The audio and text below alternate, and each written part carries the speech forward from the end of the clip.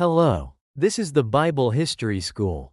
Last time, we learned that Gog and Magog is closely related to Babylon in the prophecy.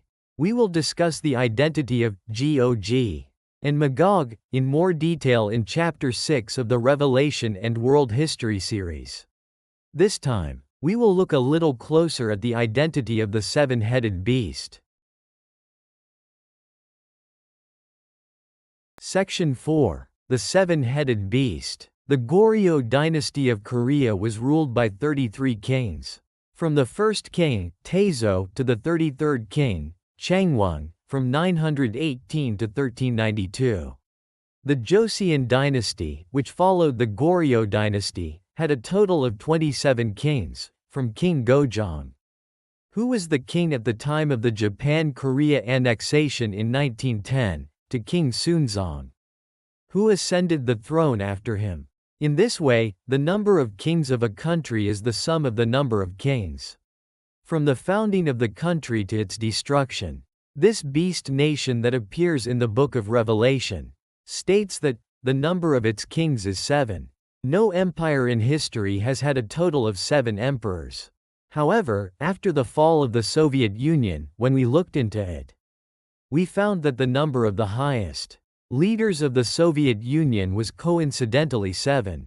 The list is as follows: Lenin, Stalin, Khrushchev, Brezhnev, Andropov, Chernenko, Gorbachev. These 7 people, from Lenin to Gorbachev, are sometimes called the Kremlin leaders. However, even if the number of people who reigned as the highest powers of the Soviet Union is 7, we cannot hastily conclude that the seven-headed beast mentioned in the book of Revelation is the Soviet Union, only when the descriptions of this beast nation, Babylon, and its characteristics throughout the prophecy are consistent, can we say, that nation is this nation. Verse 5. The duration of Babylon. There is no mention of the duration of Babylon's rule in the book of Revelation. However, there is a passage in Jeremiah 25 that foretells that Israel and many nations will be ruled by Babylon for 70 years. Let's look at Jeremiah 25:9. And now I will let you be attacked by nations from the north, and especially by my servant, King Nebuchadnezzar of Babylonia. You and other nearby nations will be destroyed and left in ruins forever. Everyone who sees what has happened will be shocked, but they will still make fun of you. 10. I will put an end to your parties and wedding celebrations. No one will grind grain or be here to light the lamps at night. 11. This country will be as empty as a desert, because I will make all of you the slaves of the king of Babylonia for 70 years. 12. When that time is up, I will punish the king of Babylonia and his people for everything they have done wrong, and I will turn that country into a wasteland forever. 13. My servant Jeremiah has told you what I said I will do to Babylonia and to the other nations. And he wrote it all down in this book. I will do everything I threatened. Jeremiah 25:9-13. This is interpreted as referring to the fact that the kingdom of Judah would be liberated from captivity 70 years after being taken captive by the Babylonian Empire.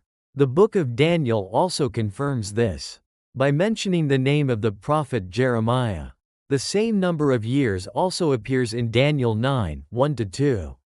Some years later, Darius the Mede, who was the son of Xerxes, had become king of Babylonia. And during his first year as king, I found out from studying the writings of the prophets that the Lord had said to Jeremiah, Jerusalem will lie in ruins for 70 years. Daniel 9:1-2. However, there is a part in the Gospel where Jesus quotes the book of Daniel again, which is called the Apocalypse of the Gospel. Let's look at Matthew chapter 24:15. Someday you will see that horrible thing in the holy place.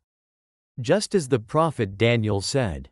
Everyone who reads this must try to understand. 16. If you are living in Judea at that time, run to the mountains. 17. If you are on the roof of your house, don't go inside to get anything. 18. If you are out in the field, Don't go back for your coat. 19. It will be a terrible time for women who are expecting babies or nursing young children. 20. And pray that you won't have to escape in winter or on a Sabbath.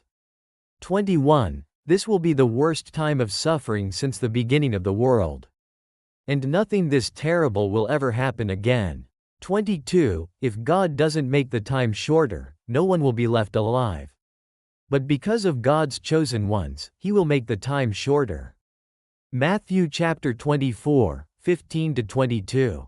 This part tells us that the historical events prophesied in the book of Daniel did not occur during the ministry of Jesus Christ, but are events that will occur in the future. The book of Revelation also clearly states in its introduction that it is the revelation of Jesus Christ.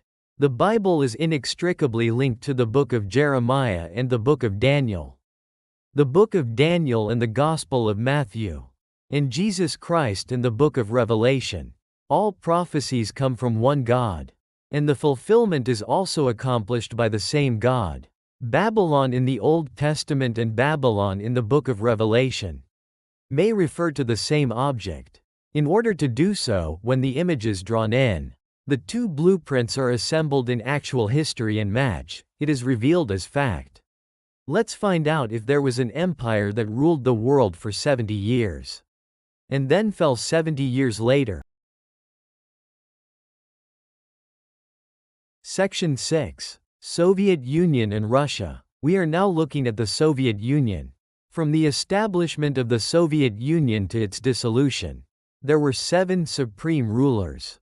If Babylon in the book of Revelation and Babylon in the book of Jeremiah were the same empire, then the Soviet Union should have lasted 70 years. The Bolshevik Revolution occurred in Russia and the Communist Soviet regime was established in 1917. The Soviet Union was dissolved in December 1991. If converted to a period, it is 74 years. Although the period is somewhat similar, it does not exactly match 70 years. If the life of the prophecy lies in accuracy, then this can be considered a rather large error. However, there is one thing that has been overlooked here. That is the fact that Russia and the Soviet Union are not the same entity. At first glance, the Communist Revolution occurred in Russia, and the revolutionary forces sat on the throne of the Soviet Union. So they seem to be the same entity. However, if we look more closely, the two are remarkably different. Russia was only a republic that was a member of the Soviet Union. After the formation of the Soviet Union, although the Russian Republic was the largest republic within the Soviet Union, Russia was not the Soviet Union. The Soviet Union was a federation formed by the union of several republics. Russia is a single state. Unlike Russia, the Soviet Union is a federation of several states or republics. That is, a federation. We need to look a little more closely at the reality of the Soviet Union. Let's look at Revelation chapter 17, 9-13 again. 9. Anyone with wisdom can figure this out. The 7 heads that the woman is sitting on stand for 7 hills. These heads are also 7 kings. 10. 5 of the kings are dead. One is ruling now, and the other one has not yet come. But when he does, he will rule for only a little while. 11. You also saw a beast that used to be and no longer is. That beast is one of the 7 kings who will return as the 8th king, but only to be destroyed. 12. The 10 horns that you saw are 10 more kings, who have not yet come into power, and they will rule with the beast for only a short time. 13. They all think alike and will give their power and authority to the beast. As we can see in this text, there is another 8th king. However, this 8th king is mentioned as one of the 7 heads.